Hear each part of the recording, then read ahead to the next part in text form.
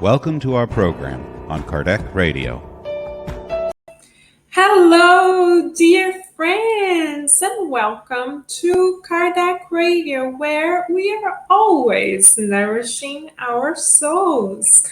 I am Correa, and every Tuesday evening at 9 p.m. Eastern Standard Time, we gather together on all Kardec Radio platforms in order to study the constitution of our souls. If we are wondering what the constitution of our souls is, this constitution, beloved friends, is the compilation of the divine laws that govern not only the earthly school where we are enrolled, but all creation in the universe. So, as we spend these few minutes studying together, we are preparing to evolve all the more by equipping ourselves to make better choices. Fantastic investment for immortality.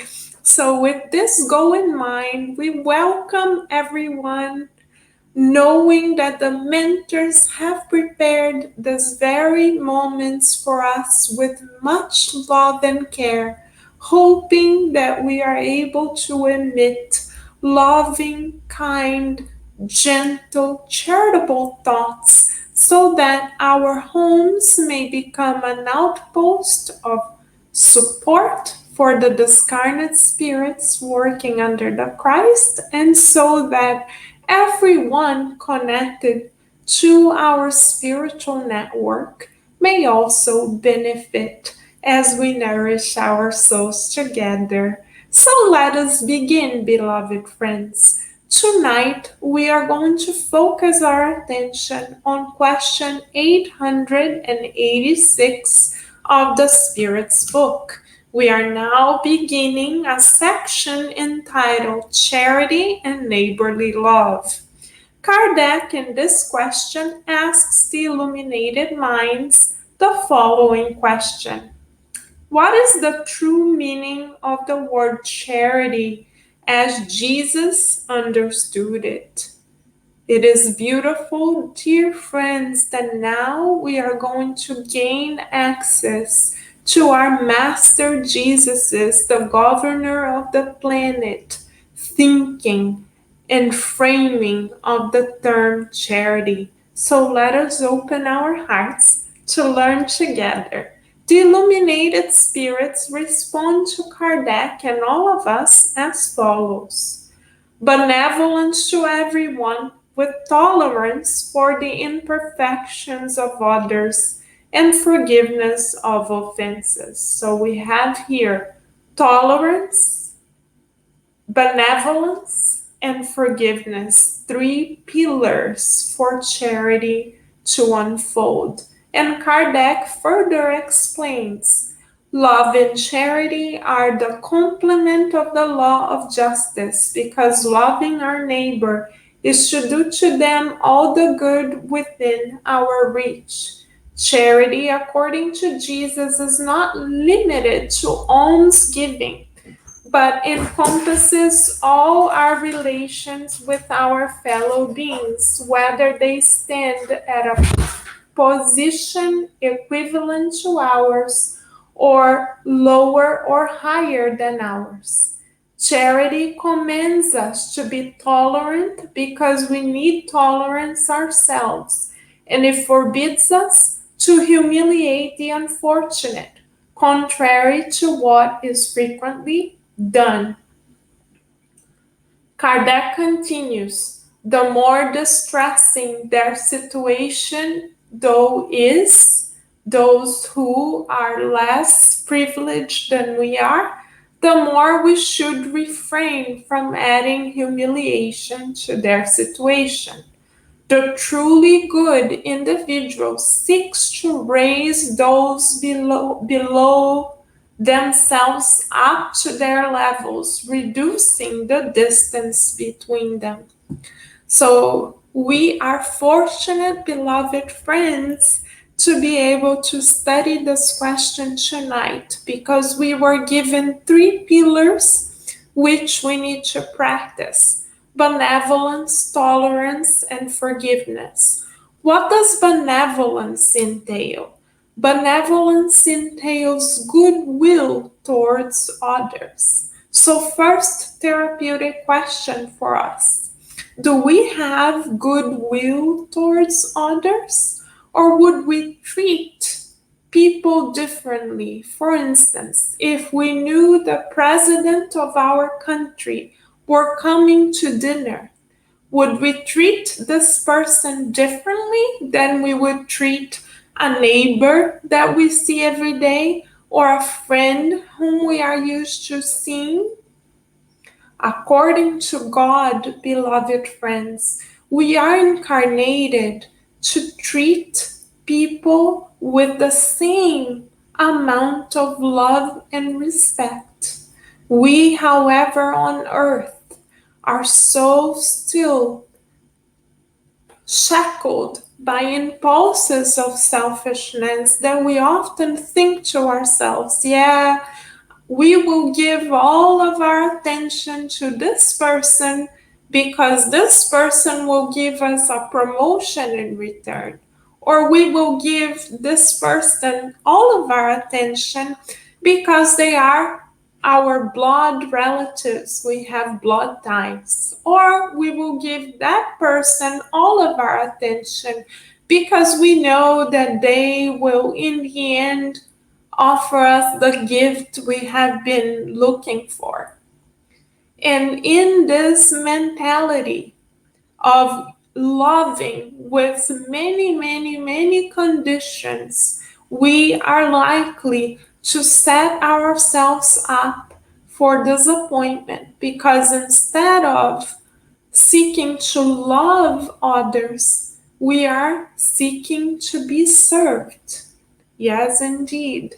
This is not what benevolence truly means. We will achieve benevolence together as humanity when we are able to treat the trash collector the same way we would treat the president of a country, or when we are able to treat a coworker, a colleague, or someone else's child with the same love and care that we would treat our most beloved family members. So, how shall we exercise this quality, beloved friends?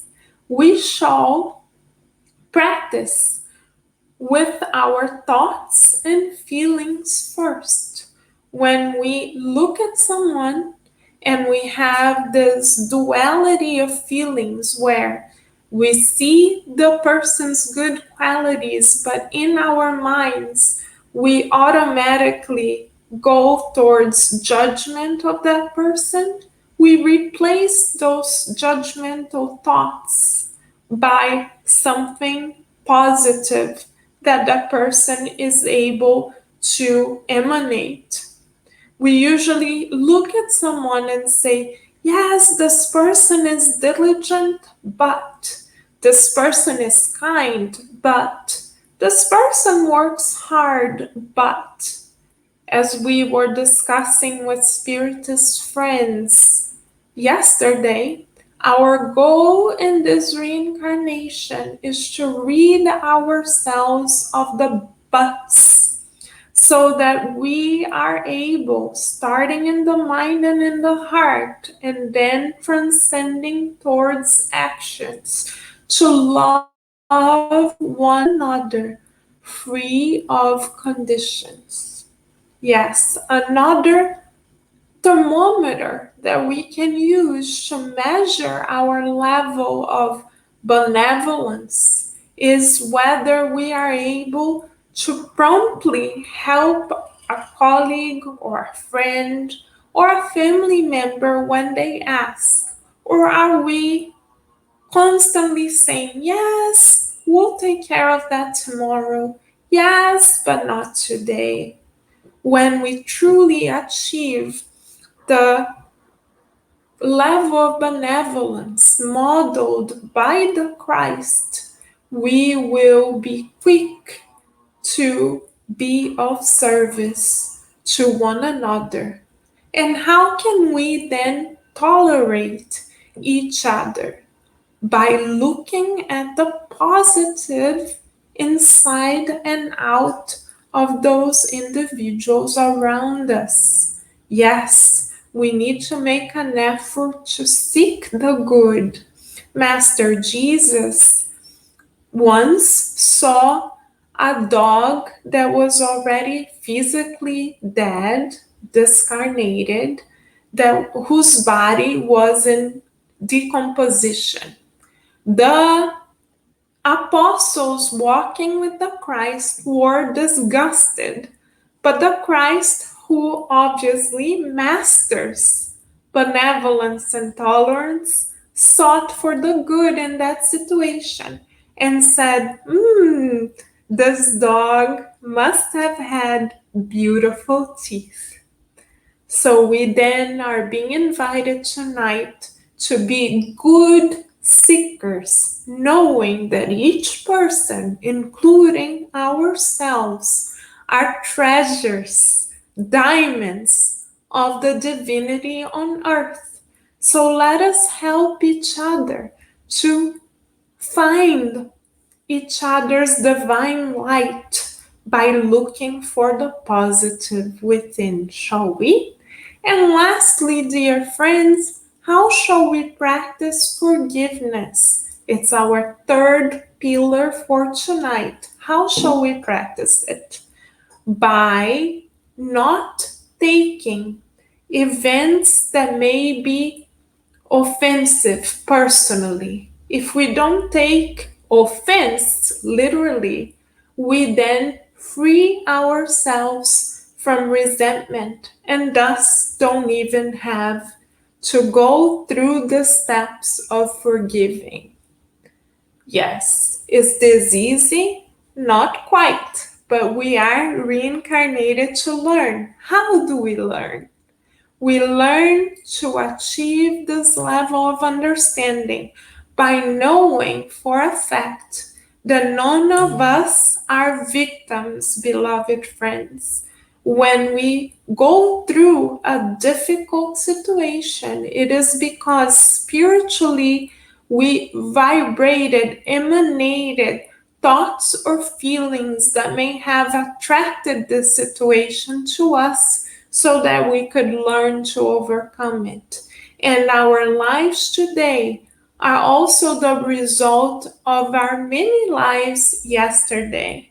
So when we become aware that our experiences are not just the result of today, but an accumulation of many experiences on earth, and that we may very likely not have made very wise choices always, we know that God allows for us to fall in order that we learn to get up. So instead of quote unquote cursing a given situation, we can then ask ourselves, what is in this situation for us to learn? What is the virtue that this challenge is bringing forth in us, that this person is bringing forth in us? This is the proposal of the mentors for us tonight, dear friends, so that we can practice more benevolence, more tolerance, and forgiveness, freeing ourselves from the heavy moral weights we no longer need to carry.